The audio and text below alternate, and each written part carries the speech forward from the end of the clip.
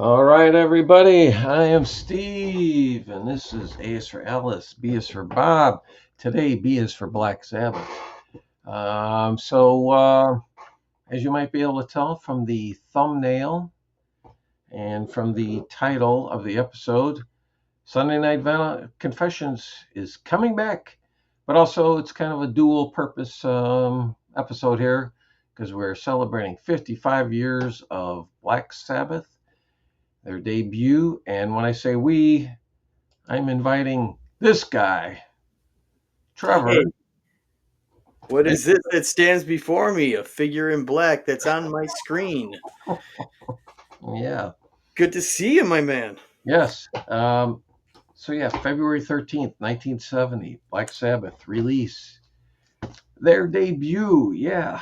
Yes. I always, when I see people say things like albums that changed my life, Yes.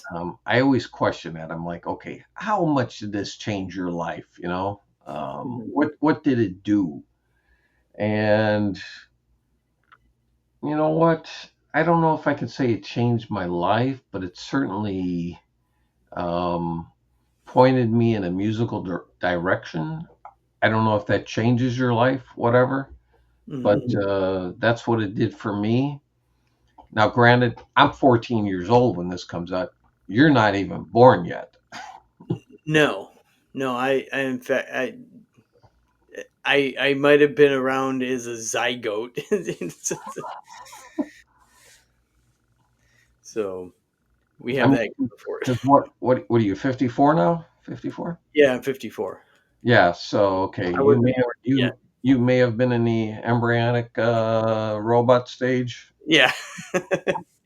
I can't say embryonic without following it with robot anymore. I know. Yeah. Well, that's why I just call them NLB. Yes. Not NIB. No, but that will come up later. Mhm. Um, So for the loyal, well, not listeners, viewers of our channels and Marsha P's, um, we had a great run with Sunday Night Vinyl Confessions. I pulled out because I just had a lot of shit happening. I was trying to be hacked. It was a real hard attempt at hacking not only my personal account, but also my business account and my salesman's account. And I was getting near the point where I was going to had started thinking about shutting down my business, and it just made the decision easy for me. And that's why I had such an abrupt end to my channel back in September 2024. And Marcia and Trevor decided they weren't going to go on without me, which I gave them my blessing if they wanted to, but they decided not to. And so now, since I came back first of the year, started toying around with the idea about bringing it back. So Trevor has jumped on board. Marcia has wisely decided not to, but well, Marcia I think will be a guest. She will yeah, be a reoccurring guest. She has told us that. I'm thinking that's just because we are the two worst wingmen on the planet. Well, That yeah, that could be a big part of it. So yes, so Marcia has given us her blessings to go ahead and go on with it. So I think what we're going to do is Trevor and I are just going to do it ourselves, unless somehow along the way we stumble across a third person we make a great connection with, like we did with Marcia. That's how it happened with Marcia. absolutely. I mean, Yeah, you and I had done it for I can't even remember how many episodes we had done. it was a couple months. Yeah, but then we had Marcia on, and it was just like a great connection, and Right. so we did it, and it was fantastic. And so, yeah, we are coming back. The first live broadcast will be February 23rd. That's Sunday, which is basically 10 days from the day that this airs, which will be February 13th. Because we're just kind of tying it in with, because Trevor and I have a great affinity for Black Sabbath, and Yes. it just worked out perfect. I mean, we really, I guess we could have done a live stream on Thursday, but I didn't want to take the chance because who knows what happens during the work week. And Right. Well, So, actually, I'm going to a concert that night. oh, are you the 13? Who are you going to see? Well, okay, I gotta set this up a little bit. Um, we had our belated Christmas party with some extended family, friends of ours from back in Michigan that live here in Washington. And my Christmas gift from the husband of this couple is a pair of tickets. He and I are going to have a bromantic evening of uh, it's uh, it's a candlelit concert done on strings of heavy metal classics. Candlelit concert. Yeah, Are but these are they're these doing like AC/DC and Metallica and Scorpions and Judas Priest. are these tables for two? I, who knows? Okay. Well, hopefully they hook you up with another gay couple. Hey, it's close to Capitol Hill, which is in the San Francisco of Seattle, so Yeah, okay. par for the Yeah. course. I mean, Chicago has that area too. I mean, it used to be okay, because as you well know, that I'm Swedish. There's an area in Chicago called Andersonville, but over the years, it has really been redone, and now it's basically called Boys Town. Okay, because Oh, okay. it's become a very big gay area of the city of Chicago. So, I mean, I lived in Ferndale, Michigan, which is just north of Detroit, and it was same thing, and it was great. I loved it there. If it wasn't for the fact that it was just getting too pricey there, I probably would have stayed there longer. But yeah, Ferndale was just an awesome town. all right. So So this is gone completely. out of the woods here. Well, also then out of order, because I thought we would do Black Sabbath first, and then we would explain Sunday Night Final Confessions, but it Oh, doesn't matter. It the doesn't matter. cat's out of the bag. Yeah. And it just kind of worked out perfect because of the announcement of Black Sabbath's final concert. Yes. I thought I saw one of their final concerts, but I guess I didn't. Well, as they state, this is with you know all four of these guys, Right. I, and I will question how much Bill Ward is playing the drums. I'm thinking there's another kit set up backstage in case Bill is floundering. well, the thing is, speculations that I've heard that this might be. I think they might use the template of the Freddie Mercury Yeah. concert. Um, Well, yeah, when you see all the names that are there. yeah. So I mean, there's no way that could Right. be one day with Yeah. all those bands. Like Metallica is not going to do a 2 hour set. No. I think they're going to probably do, you know, at the longest, maybe a half dozen songs. And that's even being generous. It might be like, 3 or 4 songs, um, along with, Slayer and Anthrax. I mean, all those guys. And I think Sabbath is going to do probably 5 songs. I think we talked about this. Right. Like f- 5 songs, probably the ones that we talked about, and they're probably all going to be from this album and Paranoid, um, And Children of the Grave.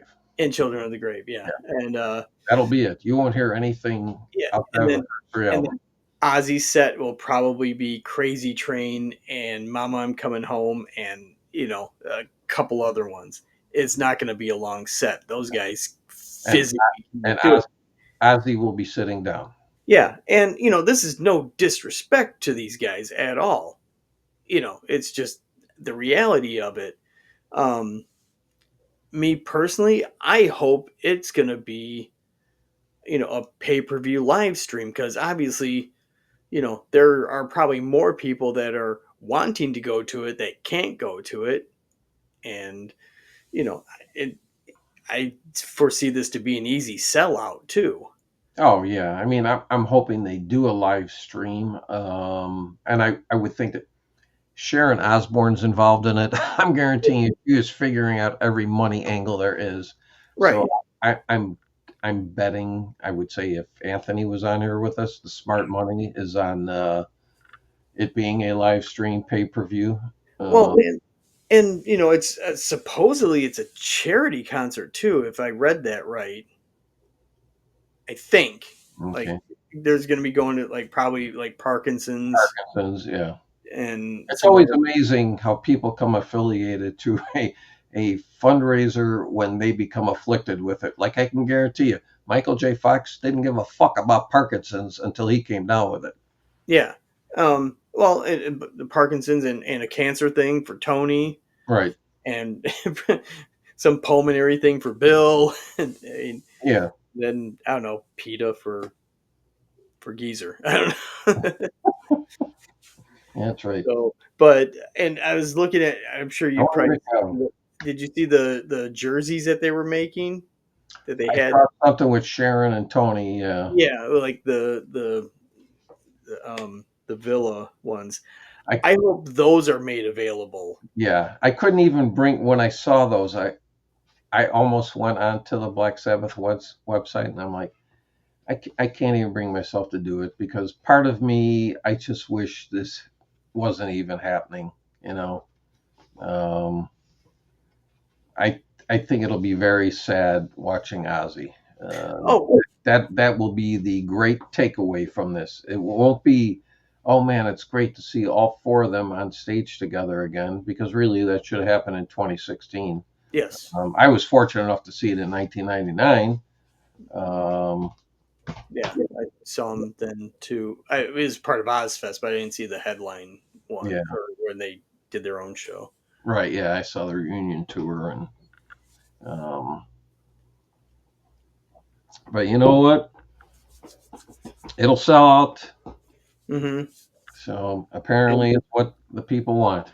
yeah, well, like I said, if it's a going to be a live stream thing, I will be up at 5 in the morning when it starts, which I'm usually up at that time anyway. So, um, Although, I I mean, when they're coming on, it will be probably what's the date of this show? What is it? July 5th. Okay, so it's summer. I mean, they're Black Sabbath is not coming on till no earlier than 8 o'clock. uh, Greenwich Mean Time, which here would be 2 o'clock. So by you, noon. Yeah, So yeah, yeah, I would have no problem getting up early for that. But yeah, but yeah, let's talk about this life changing album here. yeah. I mean, I've told the story before. I mean, I'm at a party and a neighbor, a couple blocks down the street. Her name is Pam. She had a brother named Mike, and I had just moved out of the city. What shit, 7, 8 months prior to that. And went to a party at her house, and somebody put this album on. I was like, "Holy shit, man! I have never heard anything like this." And it did. I mean, it's probably the only album that I could truly say that did change my life because me and my best friend, we ended up playing in a band together. We played a lot of Black Sabbath. We played Paranoid. Well, from that, the first album we played NIB, but we played Paranoid and War Pigs. We played Children of the Grave. We played Tomorrow's Dream. We played Killing Yourself to Live. We didn't do anything from Sabotage. But yeah, it just became a band that, it just became my go to band. I mean, to this date now they are my most listened to band, no problem. Hmm. um, Seen them, I haven't seen them as many times as I wanted to. I think I saw them 3 times with Dio as a singer, five or six times with Ozzy. um, but that's not enough, you know what? But there were 2 times on their tours where their shows in Chicago got canceled. Mm. So Ouch. I miss those. But yeah, and you being much younger, your entry point for Black Sabbath is the Dio era. Well, yeah. I mean, I told this old chestnut several times. I was going to the movies with my uncle, opening weekend of the movie Heavy Metal, and that last vignette that they have, Tarna, as these, insane warriors are trying to bust in through this village. I hear the song Mob Rules, and that is by far the heaviest thing I have had ever heard up until that point. How old were you here at this point? I was almost 11 years old. Oh yeah, that's pretty heavy at 11. Yeah, and and my heaviness was kissing Alice Cooper at that point. Yeah. So, um, I'd never heard of Black Sabbath. I didn't even see the name until I bought the soundtrack, which I still have my copy right down here. Um, I bought it a couple weeks later because I liked the Don Felder song. And that's the only song I knew off it. So I bought it, and I'm like, what's that crazy song that it must be this? The name Black Sabbath just sounds ominous anyway. So That's a cool name, man. yeah, so I thought that was Black Sabbath. I mean, it is, but I had no idea of the history of it. But the weird thing is, I knew who Ozzy Osbourne was. I had no idea there was a connection between the Yeah. two. It wasn't until probably about a year, maybe 2 years later, that I found that out. And um, I didn't even hear the song Black Sabbath until 1986, and I'm thinking I didn't even hear the album version of it. I don't know if you remember the cable channel USA Network, Yep. and they had the show Night Flight on the weekends. Yeah, I Well, do. they had an episode called Ozzy Osbourne versus Black Sabbath, or vice versa. I can't recall. And they showed the video, probably from like the Beat Club or something like that from Germany, of them performing Black Sabbath. And that was my first time hearing that song. Um, I didn't hear the studio version of it until that summer. I remember buying the cassette, not for myself, but for my best friend at the time, Jerry. Uh, I remember we were going on a camping trip with his family, and it was his birthday, and I bought that for him. And we were sitting there, um, like almost like not sand dunes, but it was almost like beach area of right in front of Lake Michigan, and we're playing on the boom box that album. Yeah. So of course, first track comes on Black Sabbath, and we're like loving it. Then the Wizard comes on. Now keep in mind we're like 15, 16 years old, and that harmonica thing to us was absolutely hilarious. So we were like trying to mime it, where Ozzy does like the and we would always joke that whoever was playing harmonica, the other guy was like elbowing them to shut up or something.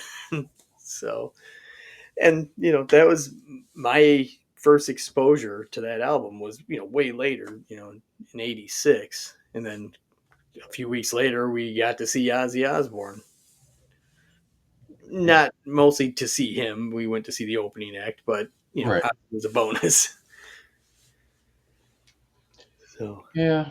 So hopefully everybody this Thursday, February 13th, you listen to this album. Give it a spin.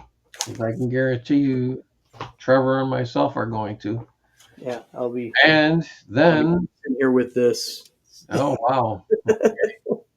How long have you had that? A couple years, a buddy of mine mailed it to me, Okay. gift.